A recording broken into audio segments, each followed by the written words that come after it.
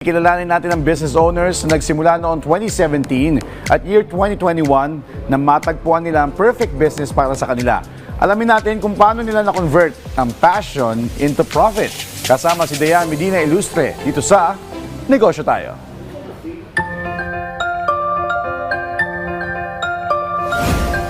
Nagkwentuhan tayo, nagbi-business at nagnenegosyo na po pala kayo year 2017. Netong 2021, binuksan natin ang Maria Click Shop.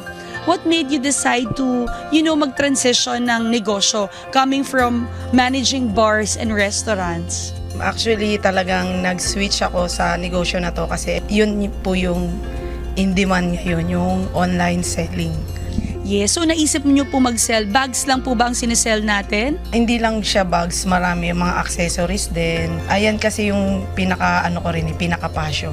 Usually, pag mag-partner ang mag-asawa, minsan nag-aaway yan, lalo na kapag dating sa negosyo. Kamusta po ang dynamics ninyong mag-asawa pagdating sa negosyong ito? Yung tulungan, support ako sa kanya. Support na ako kung ano niya. Kung ano mga kailangan sa negosyo. Ano ba yung mga challenges? Meron bang naging challenge o struggles sa pagbuo ng negosyong ito? Binuo ko tong negosyo na to, ang unang-una talaga nga hanapin mo pinaka-supplier.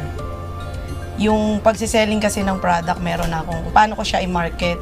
Yung mahirap lang talaga yung kukuha ka ng supplier. Kasi pag nakadirect ka sa supplier, medyo mababa yung pricing mo. Makakapagbigay ka ng lowest price sa mga reseller mo. Nag-aral din ako para makapag sa pag-i-importing. You've mentioned a while ago, you're also into live selling and online selling. So, kamusta naman po ang challenge? Pagdating naman sa online selling, marami kasing mga joy miners. Paano nyo po hinaharap yung mga ganyan, Miss Mary Ann? Kailangan mo lang din siya i-handle ng ganun talaga. Ang business naman kasi, kailangan mo wag mo siyang masyadong dibdibin. Kasama na yun sa business. Hindi talaga mawawala yun. Kaya ang ginagawa namin sa mga ganyan, ay deadma lang. Basta tuloy-tuloy pa rin. Tuloy lang ang negosyo. So you have to have extra patience talaga pagdating sa pagnenegosyo, lalo na sa mundo ng online at live selling. Bakit po ba importanteng magnegosyo ang bawat mamamayang Pilipino? Para sa kinabukasan. At saka yung pag magkakaedad na tayo, pwede nang parelax-relax na lang kasi meron ka ng business na pera na iipon, gano'n.